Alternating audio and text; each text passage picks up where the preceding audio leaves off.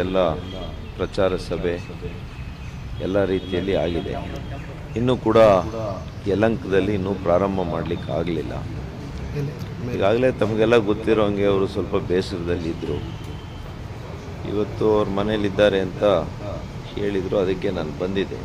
ಹಲವಾರು ಬಾರಿ ನಾನು ಫೋನ್ ಮಾಡಿದ್ದೆ, ಮೆಸೇಜು ಕಳಿಸಿದ್ದೆ, ಯಾವುದಕ್ಕೂ ಉತ್ತರ ಇರಲಿಲ್ಲ. ಅದಕ್ಕೆ ನಾನು ನೇರವಾಗಿ ಮನೆಗೆ ಬರೋಣ ಅಂಥೇಳಿ ನಾನಿವತ್ತು ಮನೆಗೆ ಬಂದಿದ್ದೀನಿ.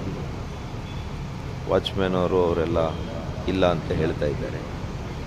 ಇನ್ನೂ ಒಂದೆರಡು ಸಲ ಪ್ರಯತ್ನ ಮಾಡ್ತೀನಿ, ಕನ್ವಿನ್ಸ್ ಮಾಡಲಿಕ್ಕೆ ಪ್ರಯತ್ನ ಮಾಡ್ತೀನಿ.